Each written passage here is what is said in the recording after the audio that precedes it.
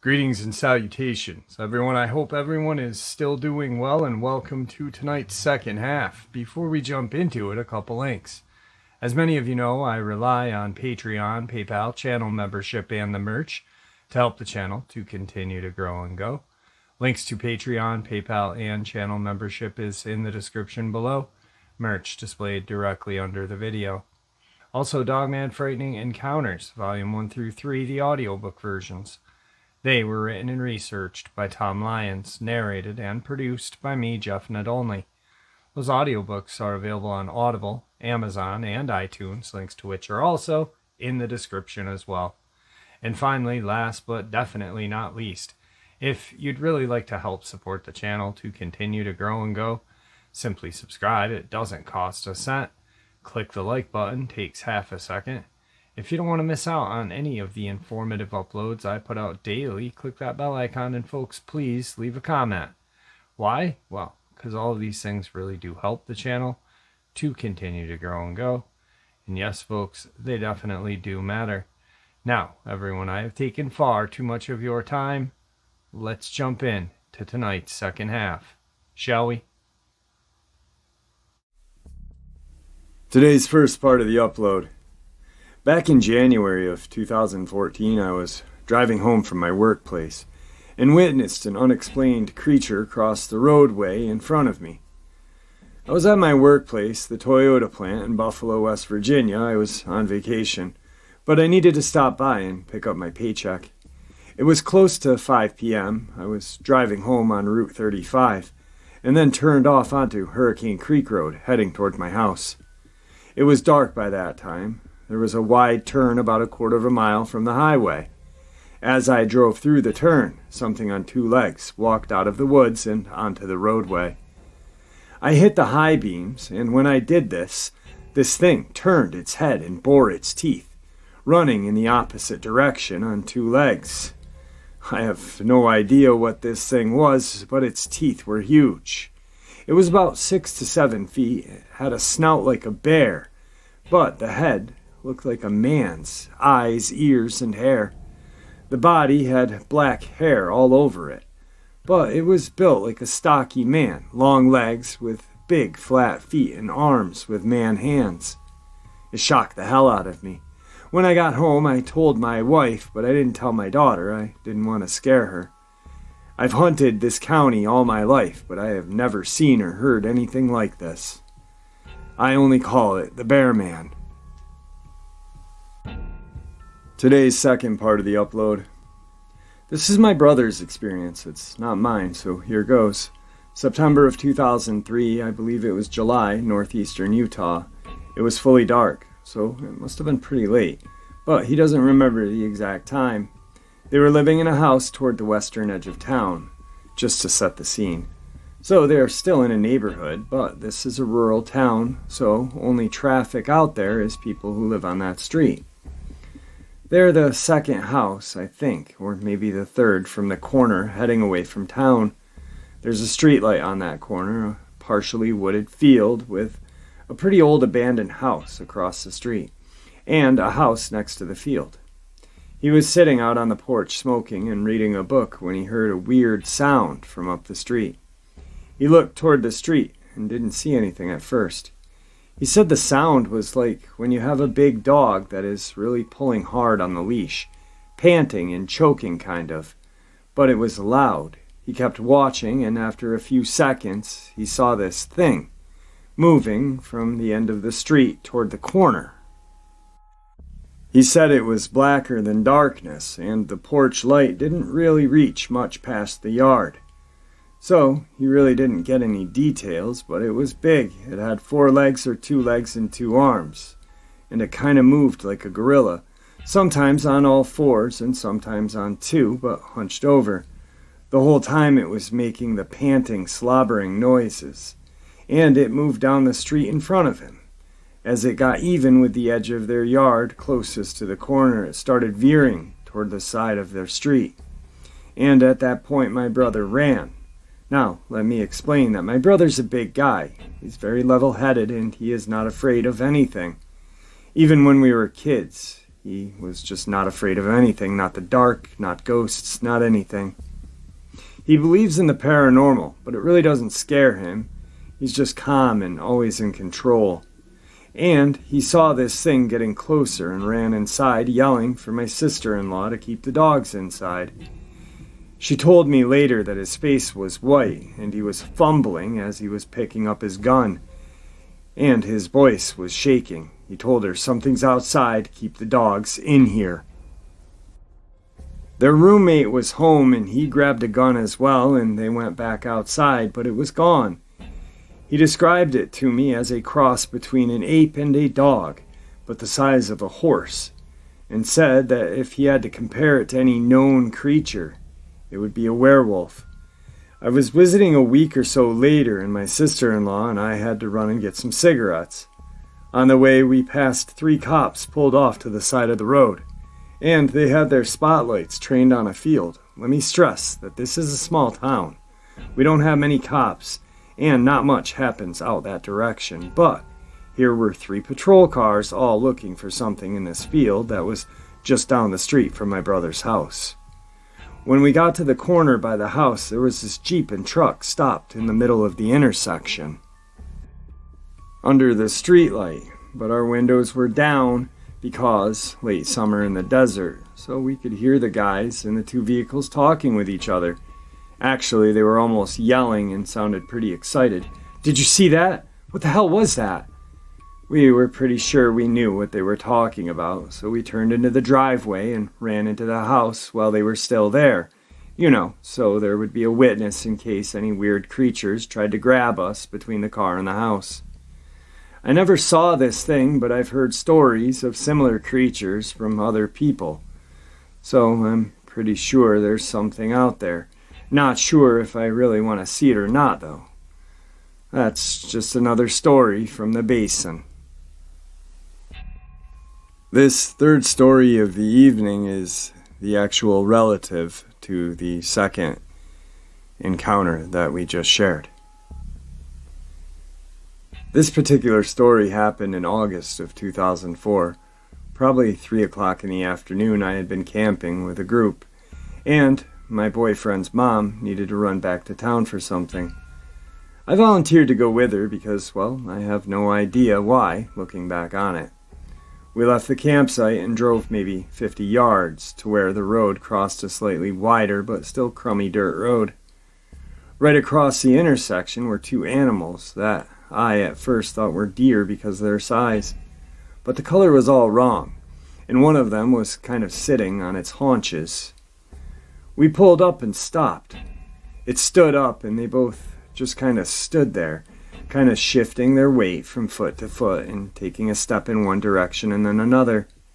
I felt a little scared because I just couldn't recognize these creatures with any other animal I've ever seen before. I asked my boyfriend's mom, "What the hell are those things?" And she said, "Oh, those are hares." Like it was no big deal.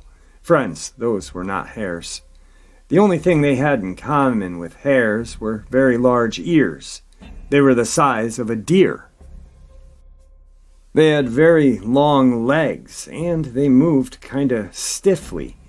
And they did not hop with their back legs like rabbits, hares, or jackrabbits do.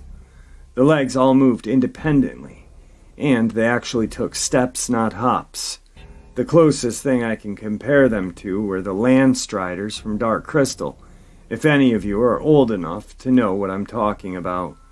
The color was more brown, and the legs weren't that long, but that was my initial impression. They just milled around in the road while I watched, and then my boyfriend's mom turned onto the other road and we drove away. She acted like it was no big deal, which made me feel scared, because I knew they were not hares or jackrabbits or any kind of creature that should be up there. I've seen jackrabbits, I've hunted them, I know what they look like, same with deer. I don't know what these things were, but I still get creeped out thinking about them. Every year or so since then, I've Googled images of hares and jackrabbits, trying to find an image that matches what I saw that day, but nothing comes close. I don't even know what they were. This discussion came up when we were talking about Skinwalker Ranch. I don't know if my experience was directly related to the ranch or not, but having lived here for a good long while, I know the whole basin has weird stuff going on, and has for a very long time. Yes, it has. It certainly has. Now, this could have been a Dogman, but when I first read this and really thought about it, I was like, Dogman.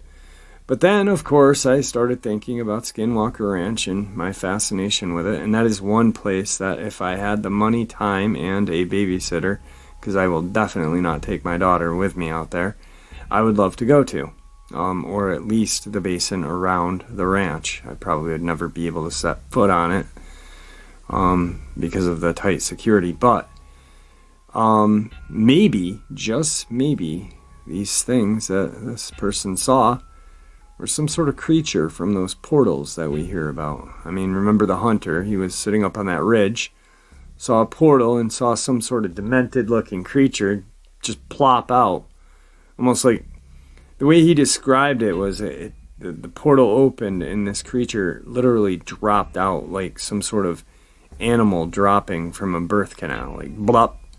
I mean, how friggin' weird is that? And then it just took off and ran into the woods. Well, he's sitting in the woods hunting. Huh. Go figure. Anyway, I don't know. Who knows? I'd like to say Dogman, but I don't know. That whole area is very strange, as we know. Moving on. Today's fourth part of the upload is a missing 411 with a cryptid involvement and a criminal element. It's actually a very sad, troubling story. I had this upload already recorded and I deleted it by accident. But it was very hard for me to read it the first time. So, yeah, it's definitely a crazy one, guys. So, here goes. One of the most famous legendary creatures of all, the massive, hairy ape-like beast known as Sasquatch, has been reported to be lurking and stalking in just about every expanse of wilderness in North America. While these sightings are strange enough, the creatures themselves have been mostly said to be shy, reclusive, and peaceful. Yet every once in a while, a truly sinister report will come in of these creatures not being any of those things. And one very strange disappearance has managed to combine all of the oddness of violent Bigfoot encounter and mysterious vanishing. On June 1st, 1987, 16-year-old Teresa Buer of Fresno, California, went off on a camping trip to a rather remote area of Shut-Eye Peak in the scenic Sierra Mountains, approximately 25 miles northeast of Bass Lake. Her companion on this particular trip was 43-year-old Russell Welsh. It was well known at the time that Welsh was an avid Bigfoot enthusiast, and in fact, a self-proclaimed expert on the creature, and the two allegedly had embarked into the wilderness on a quest to find the legendary beast. This is not so strange in of itself, as the Sierra Nevada mountains are quite the hotspot for Bigfoot activity, with Welsh even claiming that he's seen them several times in the region.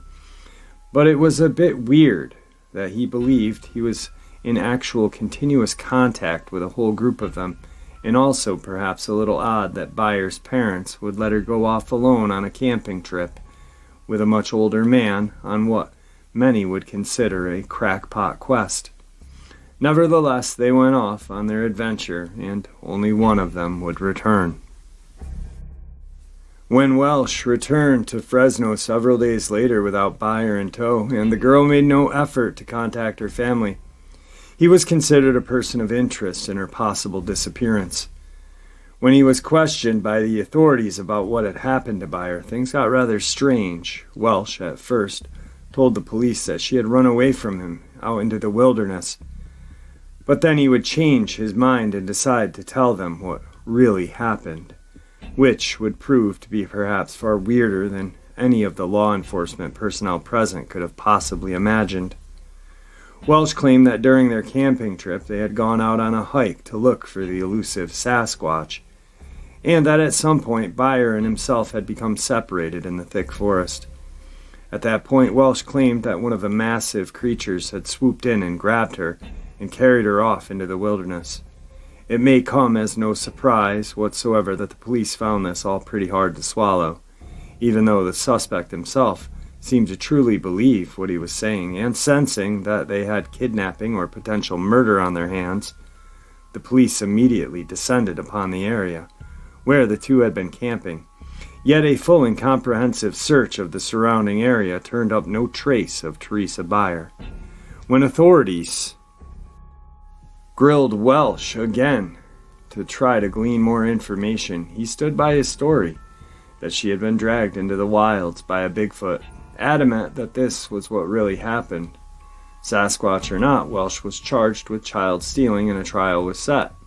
While he was waiting to go to court for quite the serious charge, Welsh was offered the opportunity to sign a waiver allowing prosecutors to pursue the murder charge in the event that the body was found, in exchange for a light 1-year prison sentence in the meantime. Welsh, still apparently believing that Buer had been truly abducted by the giant hairy hominid, promptly refused the deal. In response to this, as well as the lack of any concrete physical evidence at all to link him to the vanishing, the charge was dropped just 3 days before the impending trial in order to avoid defying the law of double jeopardy, which forbids a suspect from being charged twice for the same crime. In this case, meaning his release would allow authorities to later charge him with more serious charges of murder in the event that the body was discovered. It was thought that a trial for kidnapping at the time could not be won on such flimsy evidence, and even if the body was not found, the child stealing charges could eventually be reinstated, although he would likely only get the maximum 4 years for this lesser crime, if they could even make it stick at all. Since no body has ever been found, and indeed Buer has never been heard from again, and no real evidence other than suspicious existence to hold Welsh, he remains a free man. As to the victim herself, there has been absolutely no sign of what has become of her.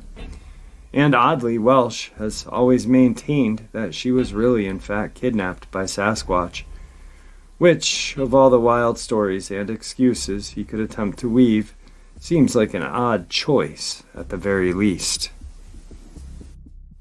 Indeed, his insistence on this outlandish tale has caused some people to wonder if there is any chance he could possibly be telling the truth. Welsh must have known that not only would no one believe him, but that this far-out yarn would cause him to look even more suspicious.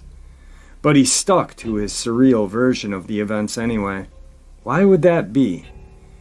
He could have simply told police that Buer had wandered off hiking and never came back, or that she was injured. So why turn it into a bizarre tale of a Bigfoot abduction? It just doesn't make a whole lot of sense, does it? There's also the fact that there's actually quite a few reports of people being allegedly kidnapped by Bigfoot. For instance, there is a 1924 case of Albert Ostman, who claimed to have been carried off by a Bigfoot as he slept, bundled in his own sleeping bag. He would then say that he was kept captive for nearly a week by the whole family of creatures before managing to escape with his strange tale. In 1928, there's also an account from a Nootka Indian named Muchalat Harry, who also alleged he had been dragged off and held captive by a group of these creatures before getting away while they were distracted. Both men would spend the remainder of their days petrified of the woods, and fully insist that their stories were true. And there are quite a few more stories where these came from. Is there a chance at all that this could have been what really happened to Teresa? This is the actual news clipping from '87. Man claims Bigfoot abducted girl while camping, Fresno, California. A suspect who claims the legendary 8-man Bigfoot abducted a teen girl was freed from jail 3 days before the scheduled start of his trial on child stealing charges. Fresno County authorities said they were forced into letting Russell Welsh, 44, back onto the streets to avoid double jeopardy if they were later chose to charge the man with murder. Welsh is accused of abducting Teresa Buer, 16, last June. The two went camping in the Central Sierra and the girl did not return. Welsh told authorities that the legendary 8-man, also known as Sasquatch, had taken the girl. Detectives say Welsh apparently sincerely believes in Bigfoot creatures and claims to have continued contact with a tribe of them.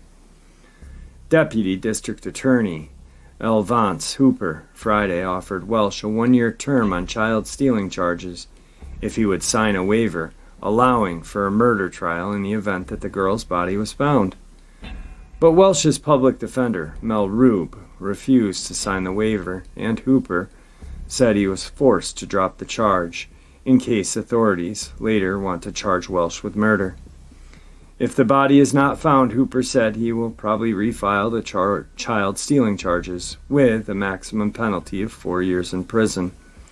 Welsh had been scheduled to stand trial Monday. Rube denies his client had anything to do with the girl's disappearance, but would not say if Welsh is still contending that Bigfoot took the girl. The double jeopardy statute prevents a suspect from being charged twice for the same crime. Sadly, Teresa Buer has never been found. Here is some information from the missing persons database. Missing since June 1st, 1987, from Fresno, California. Date of birth, April 16th, 1971. Age at time of disappearance, 16. Height and weight, 5'5", 110 pounds. Distinguishing characteristics, Caucasian female, brown hair, hazel eyes. Buer's upper front teeth protrude. She has a surgical scar on her lower leg due to a childhood fracture. Buer's nickname is Sam. Clothing, jewelry description, white t-shirt, jeans, and laced sandals. Buer resided with her family in Fresno, California in 1987. She was last seen during a camping trip with Russell Welsh on June 1st, 1987, in the Sierra Nevada mountain range. Buer and Welsh, whose nickname is Skip, camped in the area of Shut-Eye Peak, approximately 25 miles northeast of Bass Lake. He was 43 years old at the time. They were reportedly searching for the legendary creature known as Bigfoot or Sasquatch. Welsh considered himself a student of the legend. Buer disappeared during the trip and has never been heard from again. Authorities questioned Welsh when he returned to Fresno several days later. He initially claimed that Buer ran away from him on June 1st. Then he changed his story. Welsh eventually stated that Buer had been forcibly taken by a Sasquatch. Welsh was charged with her abduction, but the case against him was dismissed due to lack of evidence in October of '87, more than 4 months after Buer disappeared. Searches of Shut-Eye Peak area produced no clues to her whereabouts. Foul play is suspected in Buer's case. If anyone has information regarding the disappearance of Teresa Buer, please call the Fresno Police Department at 559-621-7000. I told you guys that was a hard one. I mean, me having a daughter that's 16 and another daughter at 13 can only just, And, those poor parents are probably, thinking, hey, why did we let our kid go with this 44-year-old guy? On top of the public probably saying that, which is just, they just lost their daughter. I mean, who knows what was going through their head. 87 was definitely a different time. I was 11, and it was definitely different than 2021, and a lot of you still remember how kind of laxed things were back then, but I don't know. And those poor parents, once again, are probably thinking if we never let our daughter go with this guy, she would still be here with us. So, do I think that a Sasquatch abducted Teresa? Yeah, I do. I really do. First, because there was no physical evidence of any foul play in the area. And, the police would have found it. The investigators would have found something. They're not just dumb gumshoe cops. They're very, when things go down like this, they send in very intelligent men and women, who think and rationally just, it's the real deal. If she was abducted by a Sasquatch, do I think she is passed yet? Yes, I do. And I really honestly hope that it was quick, because as we know, these things are definitely capable of doing some really violent and vile things to humans, especially women. So, I don't know. My prayers go to the family.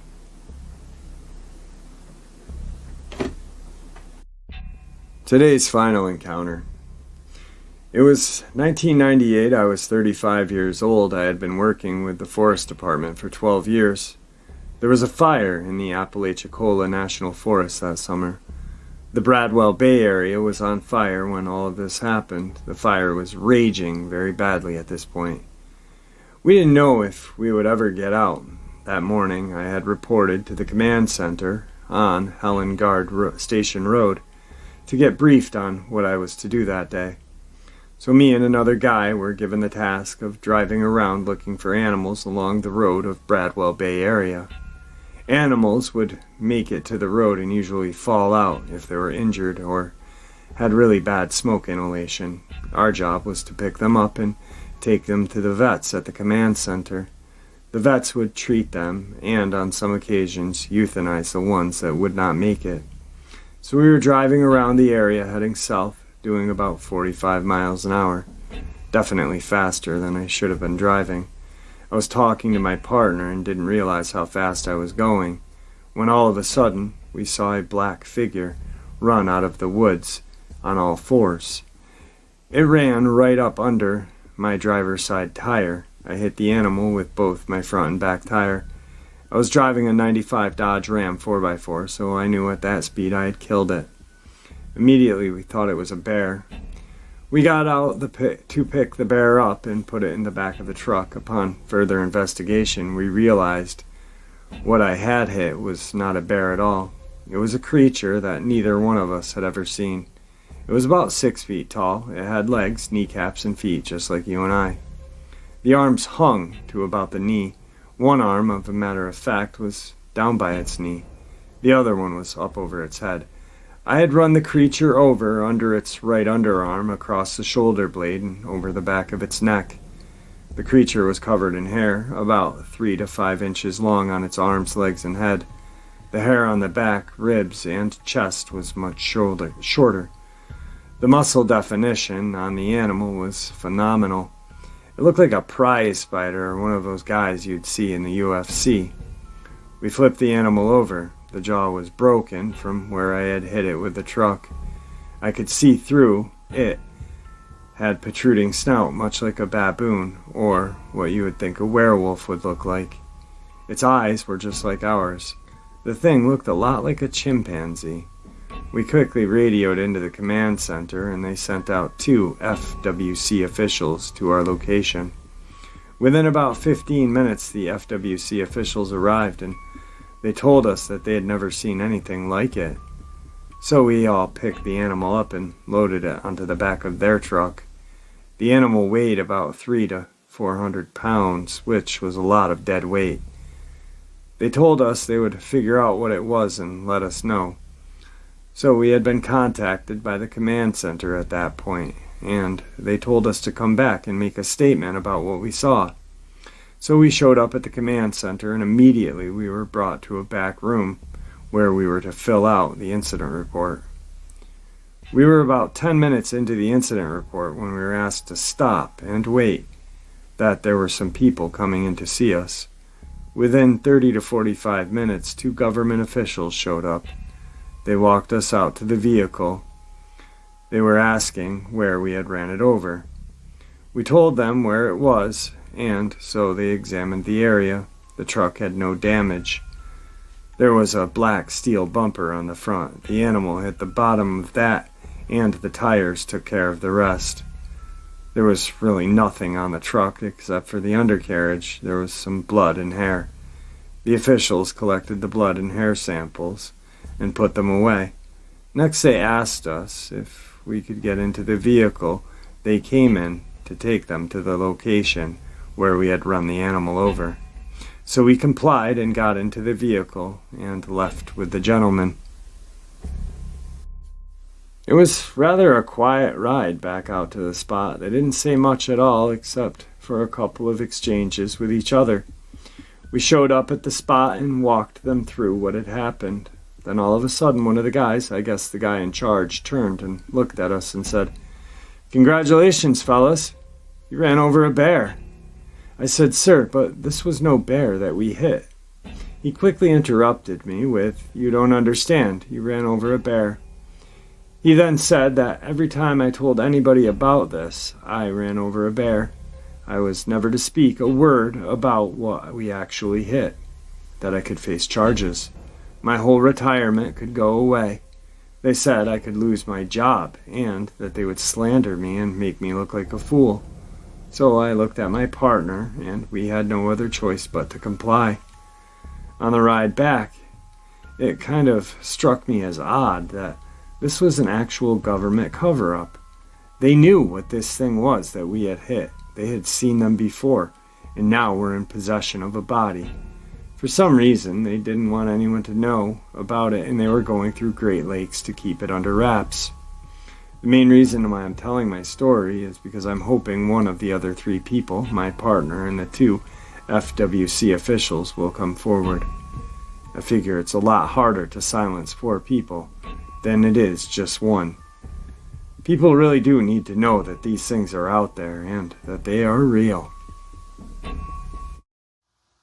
All right, folks, there you have it. Tonight's second half, just an absolutely terrifying set of experiences, especially that last one, when you are in a kind of position of power and then someone else in a higher position of power comes to shut you down and tell you how things are going to be, and let you know that you didn't see a dogman or have contact with one, but you hit a bear instead.